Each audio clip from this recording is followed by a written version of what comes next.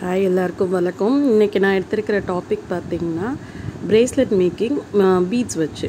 So இதுக்கு எடுத்திருக்க colours பார்த்திங்கன்னா ஸ்கை ப்ளூ வித் பர்பிள். இது வந்து கிராக்கிள் பீட்ஸில் பண்ணது. ஸோ இதுக்கு தேவையான ரா மெட்டீரியல்ஸ்ன்னு பார்த்திங்கன்னா நான் 0.7 உள்ள இந்த எலாஸ்டிக் ஒயர் எடுத்துக்கிறேன், அப்புறம் சிசர், பீட்ஸ் எடுத்துருக்கிறேன், அதுக்கு அடுத்ததாக சாம்ஸ் எடுத்துக்கிறேன். இந்த கலர் காம்பினேஷன் எனக்கு தோணுது வந்து கிட்ஸுக்கு போட்டால் நல்லாயிருக்கும்னு. ஸோ ஸ்டார் ஷேப்பில் எடுத்துருக்கிறேன். நான் என்னோடய ஃபீல் வந்து மெர்மைடுக்குள்ள கலர் காம்பினேஷனாக இருக்கும் அப்படின்னு சொல்லிட்டு இதை எடுத்து வச்சுருக்கிறேன். ஸோ கோர்க்கிறதுங்கும்போது ஈஸியாக தான் இருக்கும், கோர்க்கிறதுல உங்களுக்கு ஒன்றும் கஷ்டம் இருக்காது. ஸோ ஆனால் என்னென்னா அதில் இருக்க அந்த கரெக்டான அந்த ஹோல் இருக்குல்ல, அதை கண்டுபிடிக்கிறது கொஞ்சம் கஷ்டமாக இருக்கும். ஏன்னா அது பழக பழக நம்மளுக்கு தெரியும்.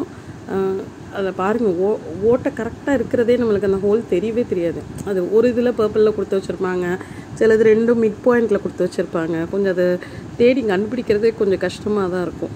ஸோ அதை கண்டுபிடிச்சி நம்ம போடலாம். ஸோ இப்போ கையளவு பார்த்திங்கன்னா ஒவ்வொருத்தங்களுக்கு வேரியேஷன் ஆகும். நான் இப்போ எடுத்துருக்கிறது பார்த்திங்கன்னா 22 பீட்ஸ் வச்சு எடுத்துருக்கிறேன். இது எல்லாமே 8 mmக்குள்ளே பீட்ஸ்க்குள்ளது. அண்ட் இதுதான் ஹோல் இருக்கிறதா. இப்போ நான் சொன்னேன் பார்த்திங்களா, அந்த மிட் பாயிண்டில் இருக்கிறது. ஸோ ஒரு சமயம் இந்த சைடில் வரும், இன்னொரு சமயம் சைடில் வரும். ஸோ நம்ம கண்டுபிடிச்சி போடணும். நான் வந்து என்ன பண்ணுவேன்னா, ஸ்டாண்டில் வச்சுட்டே கட் பண்ணி முதல்ல ஒயர் எடுத்துக்க மாட்டேன். ஸோ ஒயர் எடுத்துக்கிற மெத்தடும் இருக்குது. நான் வந்து ஒரு லைக் ஒரு 9th 8th ஒரு 10th வரைக்கும் படிக்கிற பசங்களுக்கு கைக்கு போடுறது, 12th வரைக்குமே போடலாம்.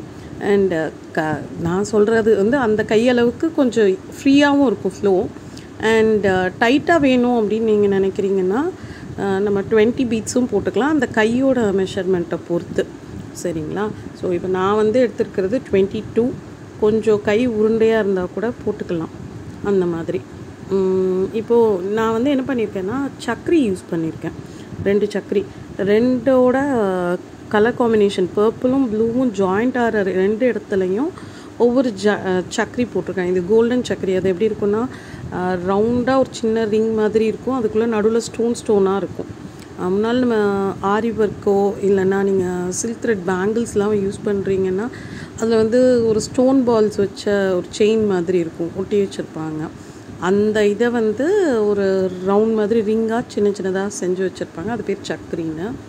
ஸோ அந்த இதை வந்து நடுவில் ஜாயின் பண்ணி வச்சுருக்கேன். அப்போது அது கூட கொஞ்சம் ஹைலைட்டாக காட்டும். இந்த 2 கலர்ஸுக்கும் ஜாயிண்ட் ஆகும்போது கோல்டில் இருக்கும்போது அது கூட கொஞ்சம் ஹைலைட்டாக இருக்கும். கவுண்டிங் வந்து நான் எப்படி எடுத்திருக்கேன் அப்படின்னா, பர்பிளில் 11 கவுண்டிங் எடுத்திருக்கேன், அதே மாதிரி ப்ளூலேயும் 11 இது எடுத்திருக்கிறேன்.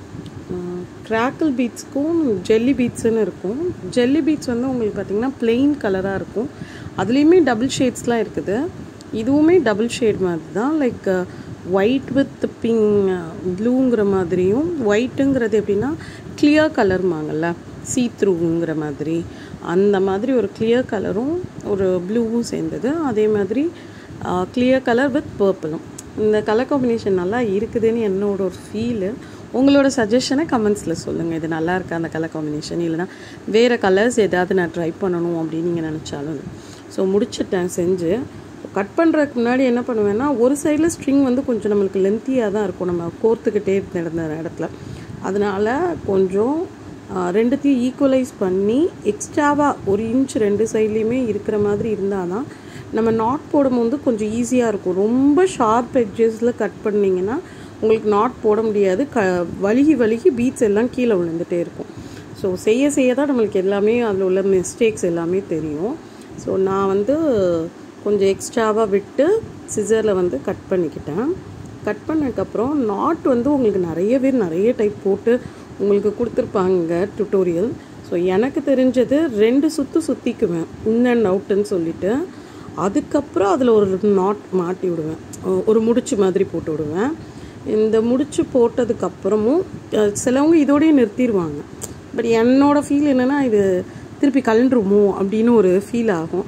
அதனால் நான் என்ன பண்ணுவேன், சில சமயம்னா க்ளூ போட்டு அந்த பீடுக்குள்ளே அப்படி நகட்டி உள்ளே விட்டுருவேன். அப்படி இல்லைன்னா எக்ஸ்ட்ரா இன்னும் ஒரு 2 தடவை இன் அண்ட் அவுட் எடுத்துட்டு அதுக்கப்புறம் ஒரு நாட்டு வந்து நம்ம போட்டு விட்டுறணும். அப்படி போட்டுட்டோம் அப்படின்னா அது நல்லாவே ஸ்டிஃபாக நிற்கும், அந்து போகாது அந்த அளவுக்கு. இது வந்து 8 mmக்குலாம் உங்களுக்கு போட்டிங்கன்னா அந்த 2 நாட் போடுறதுனால ஒன்றும் பிரச்சனை இருக்காது. ஆனால் இதே இது 4 mmக்குள்ள பீட்ஸ்லையோ இல்லை கிறிஸ்டல் பீட்ஸ்லையோ நீங்கள் அப்படிலாம் போட்டிங்கன்னா உள்ளே கொஞ்சம் நுழையிறதுக்கு கஷ்டமாக இருக்கும். அப்போ நீங்கள் வந்து நைலான் த்ரெட் மாதிரி யூஸ் பண்ணுவீங்க.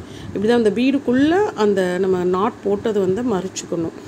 சில சமயம் அந்த நாட்டு வந்து பீடை விட்டு வெளியே வருதுன்னா உள்ளே கொஞ்சோண்டு க்ளூ மட்டும் 6000 சொல்லுவாங்கள்ல, அந்த க்ளூ மட்டும் உள்ளே வச்சுட்டு நீங்கள் அந்த பீடை வச்சிட்டிங்கன்னா அது நகரவே நகராது. அப்புறம் நான் ஒரு ஜம்ப்ரிங் கோல்டன் கலர் எடுத்திருக்கேன். ஏன்னா நம்ம கோல்டன் கலரில் சக்கரி போட்டதுனால கோல்டன் கலர்லேயே போட்டால் நல்லாயிருக்கும். ப்ளஸ் இது ஸ்டார்னு ஏன் எடுத்தேன்னா ஆஸ் யூஷுவல் மெர்மைடுங்கும் போது உங்களுக்கு ஸ்டாரு ஷெல்லு இதை மாதிரி போடலாம், அழகாக இருக்கும் அப்படிங்கிறதுனால சரி நம்ம ஸ்டார் எடுத்துப்போம்னு சொல்லிட்டு இந்த ஸ்டார் எடுத்திருக்கேன் நான். ஸோ இந்த ஜம்ப்ரிங்கில் இந்த ஸ்டாரை கோர்த்துட்டு நம்ம பிரேஸ்லெட்டில் நம்ம அதை மாட்டி விட்டுடலாம். இதுக்கு வந்து நார்மலாக ப்ளையர் வச்சுருக்கணும் மாட்டி விடுறதுக்கு. நான் என் கையால் மாட்டியிருக்கேன், அதுக்கப்புறம் நான் ப்ளையர் வச்சு அட்ஜஸ்ட் பண்ணிக்கிட்டேன், அதை நான் போட மறந்துட்டேன். ஸோ நெக்ஸ்ட் வீடியோவில் நான் சீக்கிரமாக அதையும் சேர்த்து உங்களுக்கு அட்டாச் பண்ணுறேன். வேறு கலர் காம்பினேஷன் நான் பண்ணும்போது வீடியோ எடுக்கிறத. ஸோ சீக்கிரமாக இன்னொரு வீடியோவில் உங்களை பார்ப்போம். அன்டில் தென் பாய். லைக் பண்ண சப்ஸ்கிரைப் பண்ண மறந்துடாதீங்க.